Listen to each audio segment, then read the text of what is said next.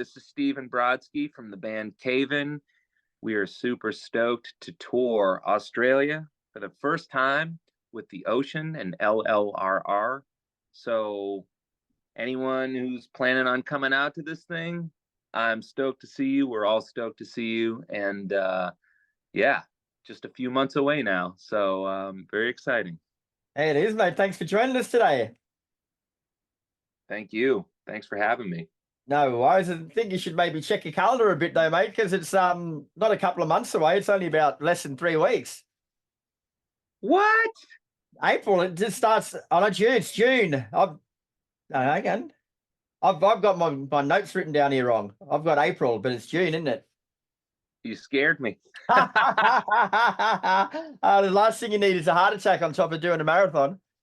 I'm like, man, yeah, right. And I'm like, I know that there's a date time difference over there, but I didn't. You're not losing a couple of months coming over here. Yeah. Well, now that I've just managed to ruin your morning, Caven hit Australia with the Ocean and LLRR in June for runner shows, starting in Brisbane on the 5th. Then you go through Newcastle, Canberra, Sydney, Melbourne, and finish in Adelaide on the 15th, mate. So.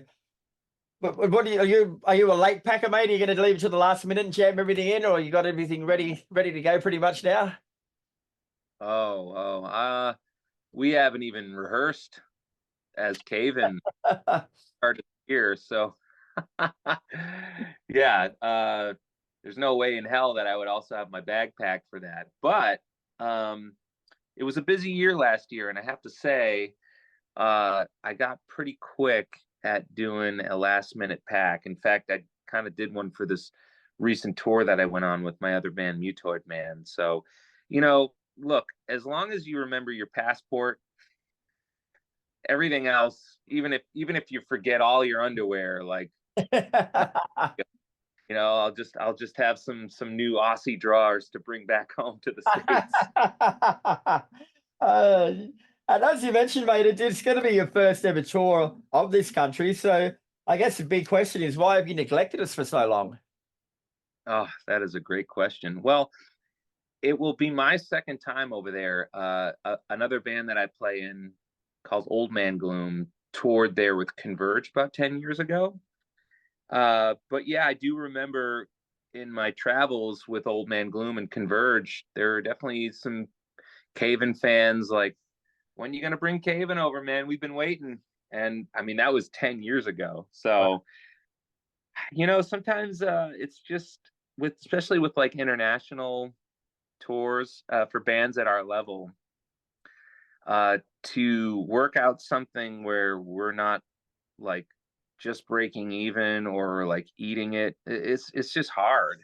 Those offers don't come our way very often. So we were able to work something out for this one, and we're all very stoked on all the logistics and all the inner workings of the offer itself, and it made sense. And so yeah, finally doing it. The idea just had to marinate a little bit, and really like at this point. What I want to know at this stage, mate, is how are you remembering all the names of these bands that you're in? Like, we're only 2 questions in and you're already one ahead with bands. I have the hardest time keeping track. I really do. Don't even want to talk about scheduling or looking at a calendar. Like, that just makes my eyes go cross-eyed sometimes. But yeah, but also playing in different bands and kind of mixing it up with different people, it's good for the mind, I think. And we don't get sick of each other as quickly. And like you say, you've been to Australia before, mate, but for the rest of the band as a whole, it's going to be their first time touring here, like, do you do a bit of research on the place first? Like, do you talk to people that have been here before and ask what to expect, or do you just come out here and wing it and see what happens? A little of both. Yeah, I might, well, you got to research like what the temperature is going to be like and the weather. Because last time I went, it was I left it was in the winter here, so it was like full blown summer in Australia. And at the time, I was really into watching Downton Abbey. Remember that show? Yeah. So everyone in Downton Abbey is like rolling with these baller pajamas, and I was like, I'm gonna get some baller pajamas. So I got these really nice, like 100% cotton pajamas, not just bottoms, but I got like a button down top.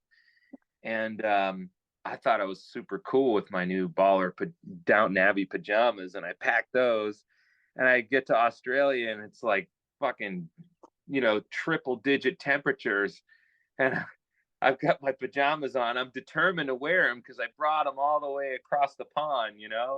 But I'm like sweating my ass off, and I'm like, all right, I just had to give up the pajamas. Unfortunately, I gave him a shot, but it was like the probably the stupidest thing I could have packed for a trip like.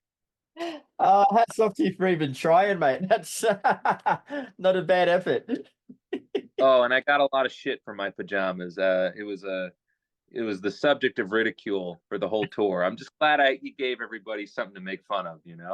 That's the real reason it's been 10 years, isn't it, mate? Because it's taken you that long to get over it. Yeah, yeah. I still feel the sting a little bit.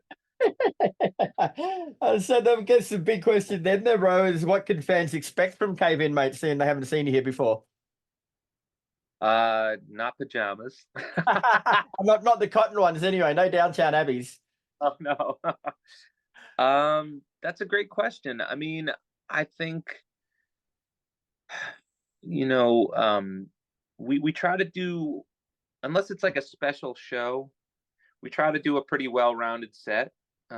We try to represent something from all the different eras of the band. We're like sort of this rock and roll chameleon, and we've sort of changed colors and shed skin many times throughout our 30-year, I guess, career as a band. And yeah, so it really depends on how long we have to play. Like, I don't even know what our set length is. So but it's going to be all killer, no filler. We're only going to bring the best for our first time in Australia, and definitely stuff from the new record. So if you don't know Heavy Pendulum, you better start brushing up on that now. And yeah, we're just going to be thrilled to be somewhere new, because it's not too often that we get to go to like legit new places, and we're all very excited for that. Wait. I guess on the flip side of that, mate, is like you guys don't really know what to expect from Australian fans. Like we're a bit of a different mob out here.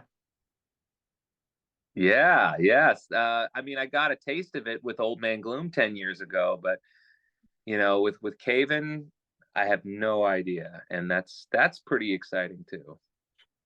What's gonna happen? Now you're coming down with the Ocean, who have been here before, and label mates with an unpronounceable name, LLRR. So what makes you three a good touring unit, I guess? Uh, you know, I think we've talked about doing stuff with the Ocean in the past, maybe once or twice. I seem to remember like planning a possible UK run, maybe like 20 years ago or something. Um, but yeah, I think sonically there's definitely some crossover.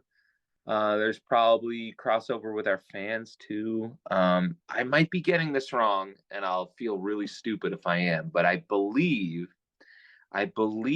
that Caleb Schofield, um, our former bass player in Caven, who's unfortunately no longer with us, um, I believe that he did a guest spot. He did a guest vocal on one of their records, but I could be totally wrong. I could be thinking of another band. So, but if I'm right, then there's another connection. You can bet your life, mate. There's probably thousands of internet trolls out there right now going, "Is he right? Is he right?" Yeah, waiting to crucify me if I fuck up. Waiting to crucify you and then throw cotton pajamas at you when you hit the stage. Set my cotton on fire.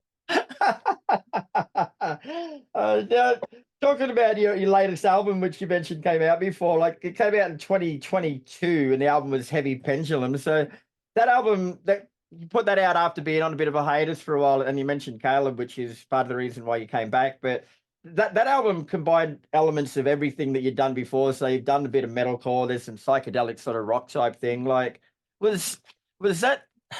I guess, was it a conscious effort to do that? Like, was it signifying the rebirth of a band in some aspects by putting everything that you'd done together before for one record? Yeah, there's probably some of that idea going on moving forward, getting into the whole sort of psyche of why we're doing the band, the fact that we can still do it, which is crazy, but a lot of it has to do with Nate Newton, being able and willing to join the band and to be part of the creative process and to really throw himself into it. So yeah, all that plays into it. We also had done quite a bit of touring before we started writing the record. So like, like I was saying earlier, like when we go out and play shows, unless it's something like a special show, um, we try to sort of pull from different areas of the band and represent it in our set. And so all that was like fresh in our minds when we started writing. Like we were very much in touch with like the best of, all the different eras of Caven. And so, when it went into when we went into writing new stuff, um, it was easy to like draw upon our own influence, so to speak, like to rip ourselves off. you know? You want to put it that way? Yeah, sure. I mean, there's no better person to rip off than yourself, really. That's the quote of the year, mate. I'm going to remember that one. All right, Stephen, I'd love to keep chatting, mate, but our time together has come to an end. But Cave-In will be hitting Australia in June and not in April, so you can go back to bed for a bit. But looking forward to seeing you, mate. I'll pop along to the Brisbane show and say hello. Oh, please do, Chris. Thanks for your time, and we'll see you all very soon.